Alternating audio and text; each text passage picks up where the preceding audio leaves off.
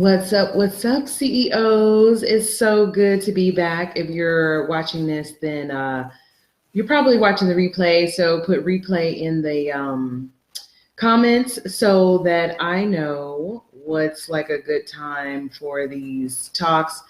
Next year I may change the time. What's up? Good morning. I may change the time so I can, accommodate more people's schedule. Also, Monday mornings in general, I'm usually like coming down from a busy weekend, and want to just like chill in the morning on Monday. But I decided to do this because, yeah, usually I'm coming off of a car sales weekend. And so it always sparks some things that I want to share, which is kind of what happened today. So can y'all hear me? I have my laptop a little further away because like when I have it close up, I just feel like it's all in my nostrils. And that is not sexy. Can you hear me? Okay, so let me know who is with me. It helps to know. So like, I feel like I'm talking right to you and I'm just not like, speaking generically. All right, what's up, Darius? Good to see you. It's been a minute. How you been? What's up, Carlos? Good morning. Yes, okay, you can hear me. Yes. Yeah, okay, great. I'm glad you all could join. I think that this is going to be some information that will really help you to sell more cars. Okay, that's why I'm bringing it to you. So for those who are new to the group, then I'm Shamel Leonard. I created the Auto Dealer Business School as well as this group, Auto Dealer CEO Strategies, so that I could help you to be a better auto dealer and make more money. And, realize your goals of like generational wealth and, having a business that brings in passive income and supports your family and, like really live the life. Okay. So I realized that when I was, I'm getting a call from my girlfriend, but I realized when I was starting out, I was so like dazed and confused. There were very few, if any, resources to help me to sell more cars and sell better cars. Okay. Like there were always resources on like repairs and things like that.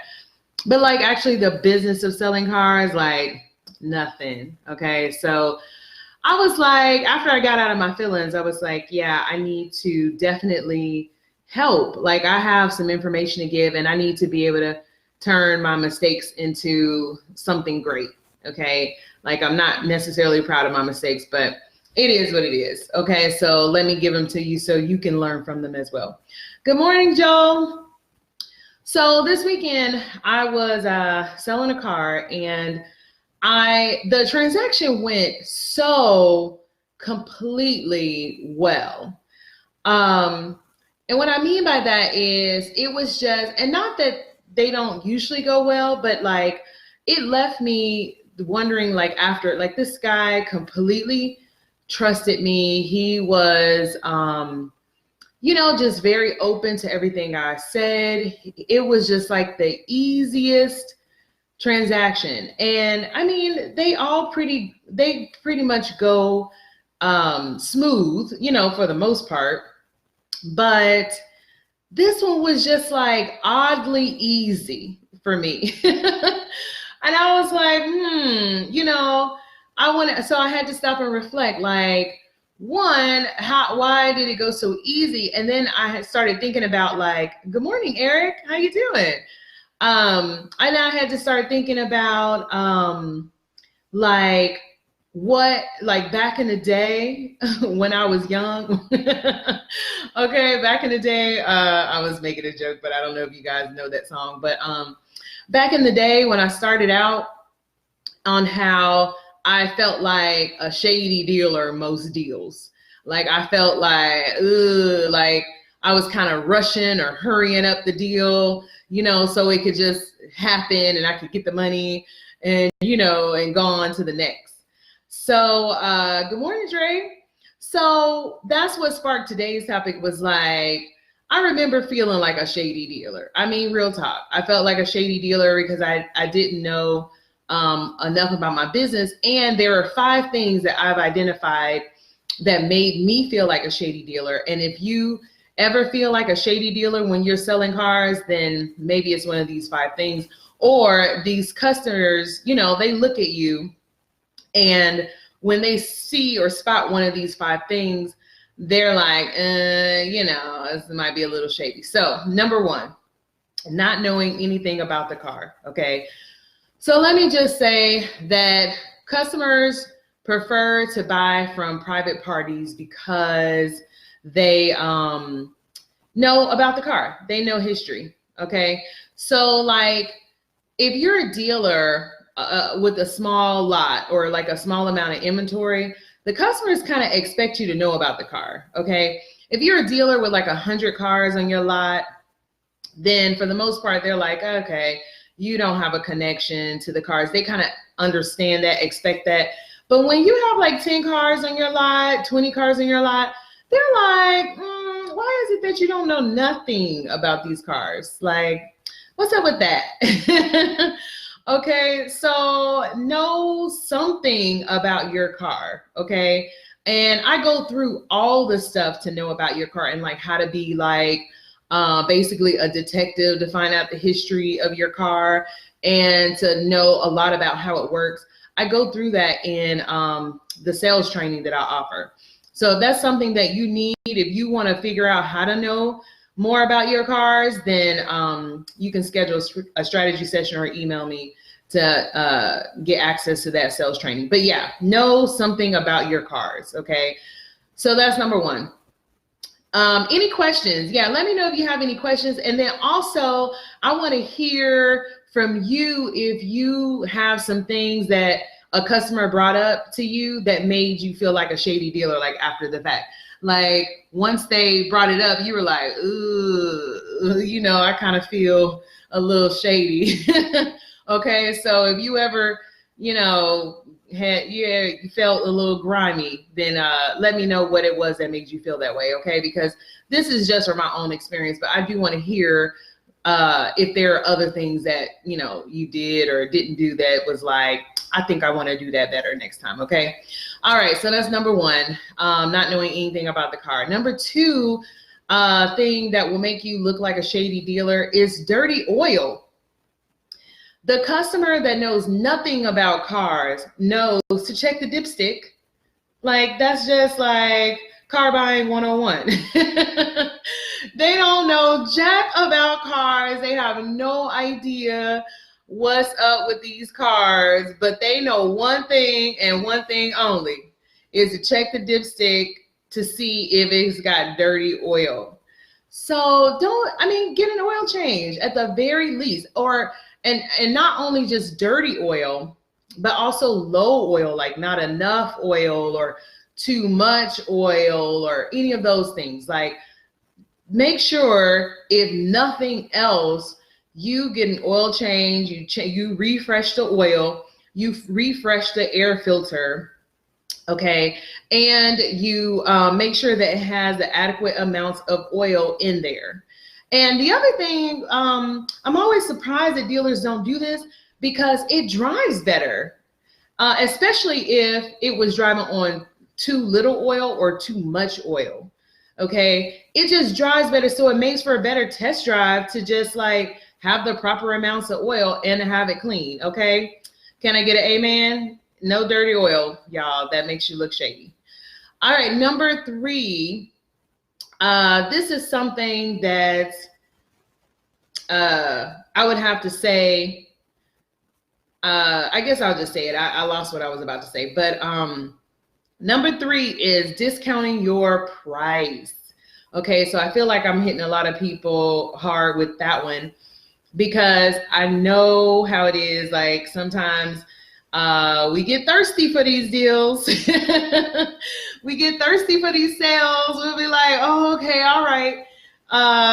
Thanks, Dre, for the amen. Sometimes we'll be like, all right, just I'll take off, whatever. That makes you look like a shady dealer. And that was one of my motivations to stick with my price, was because the person, it makes me look like a shady dealer. And then the person who wants to get that much off or wants to like get a large discount is more than likely a hustler. Like more than likely is a customer that I don't want in my customer base anyway. Okay. So I need not be thirsty for these deals and discount my price.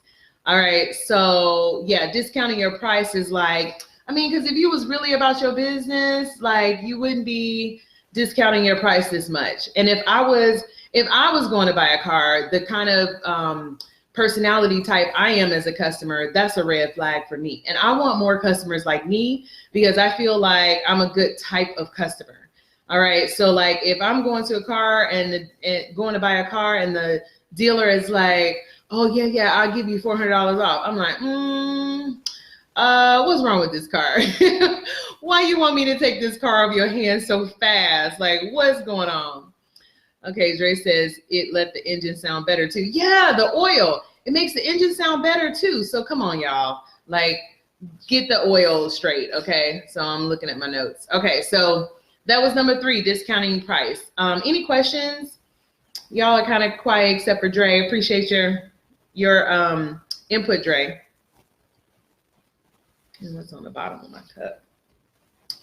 All right, so number 4 is not cleaning the car. Like, I'm laughing because I'm just having flashbacks of all the dealers I've helped, and then like they're like, oh my gosh, this car isn't selling and I don't know why. And then I asked them to send me pictures of the car and they didn't even vacuum it. Like, it's got French fries in the back seat. It's got like a chicken bone I found once. It's got crumbs. It's got money. Come on now. You gotta at least clean the car. Okay, hey Kat, it's early in Cali. Yeah, it is early. Yeah, I appreciate you joining. So let me know if there were some things that made you feel shady, like in certain deals. Okay, like we've all been there, especially starting out. If you didn't already know about the car business, you might have felt shady closing a deal. Okay, so yeah, number 4 is just not cleaning the car. So your customer is looking at you like you couldn't even be bothered enough to clean the car. Like, what kind of operation are you running? Like, what in the shady salesman car dealer ish is this? Okay, so clean the cars, y'all. And in the sales training, I have a step-by-step process, the exact process I use to clean a car. I call it like DNA scrubbing. Like, I try to make sure that that car is scrubbed of previous DNA and is ready to go.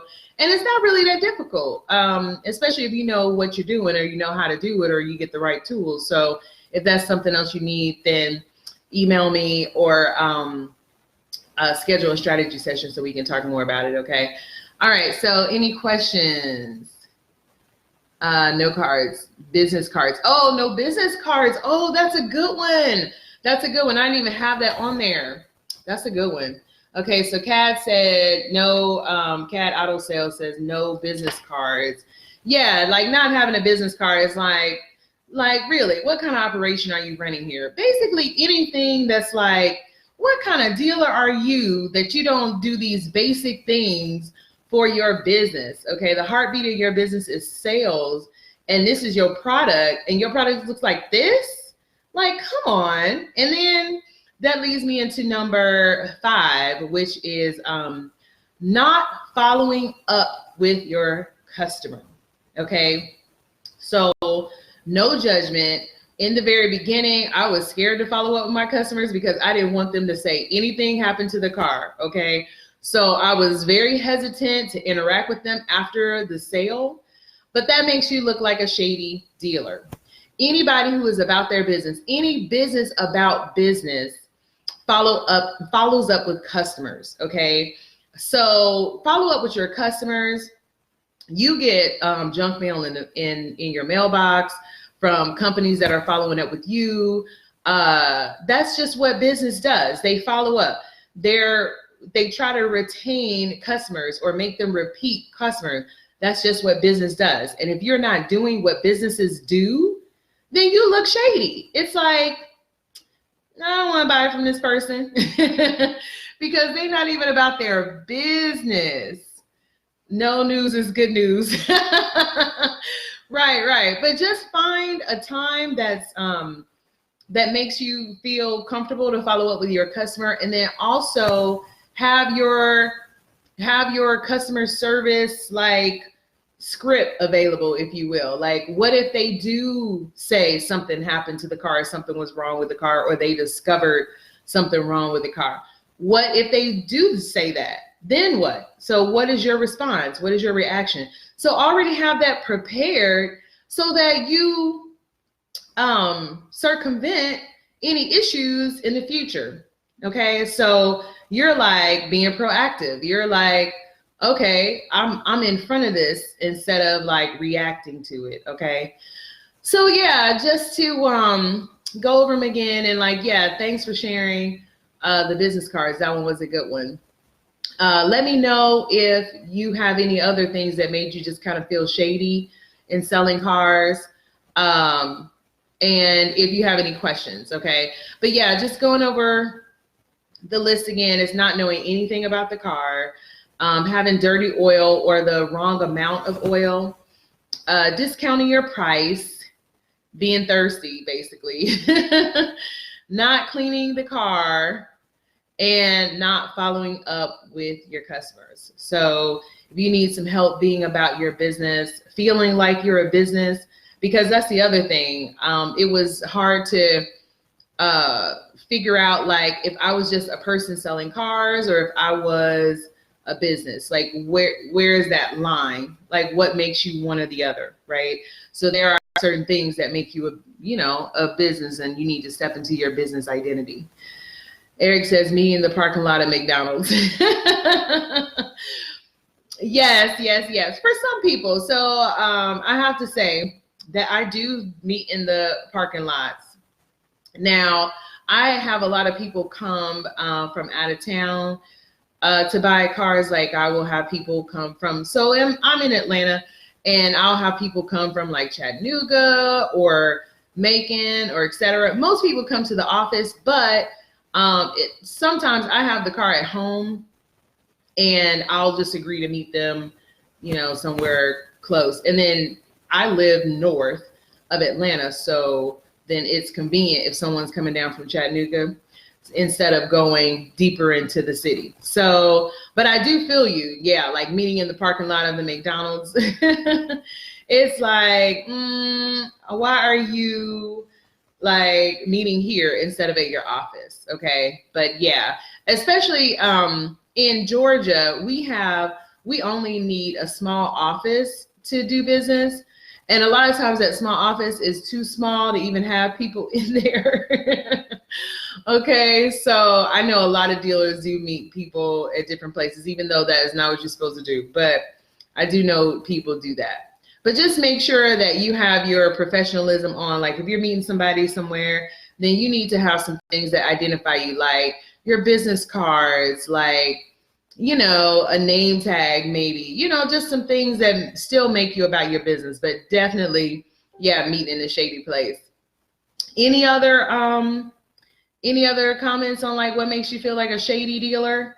Like some things that happen, or some situations with some customers that was like, yeah, they're not gonna buy from me because they think I'm shady. Like, there have been a couple of times that people have walked away, and I'm like, I ain't gonna hear from them again. They think I'm shady. And I don't mean to be shady. I didn't mean to be shady. I was just uneducated. And that's why I'm doing this, is because, I think the auto dealer gets a bad reputation for the most part of being like, shady and all that. But what I really think it is that we're just uneducated. And when you're uneducated, you make mistakes. Okay, so I'm here to educate. No pink slips. Like paperwork, you mean, Kat? Like paperwork?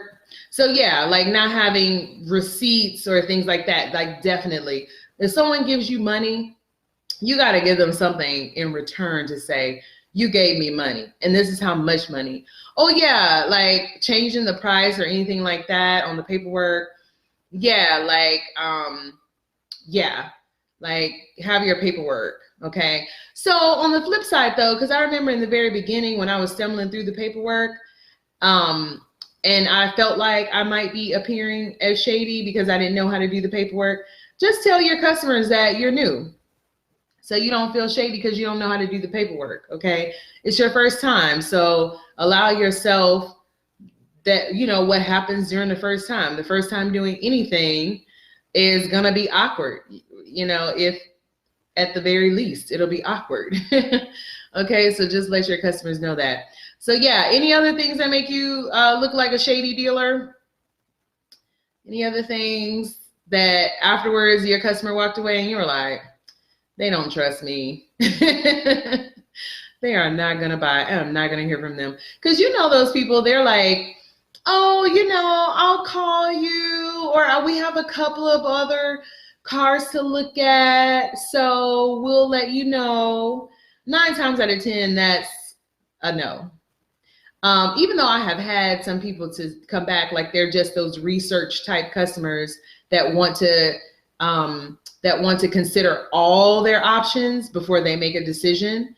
So, you have customers like that. But 9 times out of 10, if somebody is saying that to you, they didn't trust you, one, or they didn't like the car, or it was misrepresented. Okay.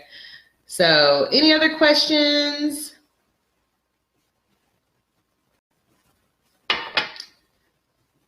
Any other questions? Yeah, I think that might be about it. But if you think of anything else, then please do put it in the comments, because we need to let these auto dealers know, including ourselves, if we got our own things going on, we need to clean it up so that we can change the image of auto dealers, so we can secure the future for our business. Okay, like you being a trusted auto dealer. It says my battery is low. Hold on. You being a trusted auto dealer means you're going to get more sales. Okay, so that's what you want. You want more sales, and you want to continue to get sales for years to come. All right, so do the things that businesses do, and you will have customers who trust you and buy from you. Eric says, when you don't have an answer for an issue the car has. Yes, that's a good one. Give me an example though, Eric, like, because I can't think of an example right now. When you don't have an answer for an issue a car has, like, what do you mean? Like, for example, like the AC or something like that, the AC not working, or brakes or something like that. But while we wait for him to elaborate, and Eric, I am so excited to see you this Saturday. This Saturday we have our holiday party, y'all. So if you want to get in on the fun, then also let me know. Like, yeah, I want some information on that. At first, I was just thinking to include just the Auto Dealer Business School members.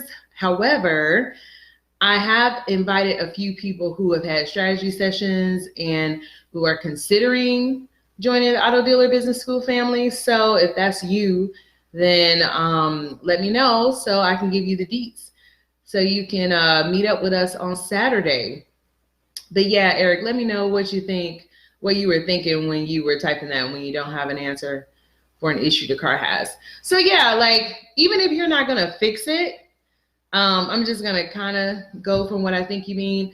Even if you're not going to fix it, like, at least having an answer, like saying, oftentimes, I've already discounted the price to reflect this, issue. Okay. I've already considered that in the pricing, because basically they just want to know that they're getting a reliable car for a fair value. Okay. For a fair value. All right, so let me know if you guys have any questions about what might make you shady. If you want to not feel shady and get educated, then definitely the sales training is for you. It might be that the 6-week training is for you as well. So schedule a strategy session so we can figure that out based on what your current situation is or what a good plan would be for you. And then, yeah, if you want to join in on the fun on Saturday, then let me know. All right, y'all. Eric, do still post what you were meaning. And, anyone else who's watching this, just post what you've experienced and we can all learn from it, okay? All right. Well, otherwise, have a great Monday. It's great to be back. I had a great holiday. I hope you had a great holiday, the last holiday. So it's great to be back. I am so pumped up for this next tax season. I hope you are too. If you're not, then there's something you need. So email me and let me know what it is you think you need so that you can be excited for this tax season too. And, make this money. There are people who are going to be ready to buy. So be ready to sell. All right, y'all. My CEOs, I will talk to you later. Bye.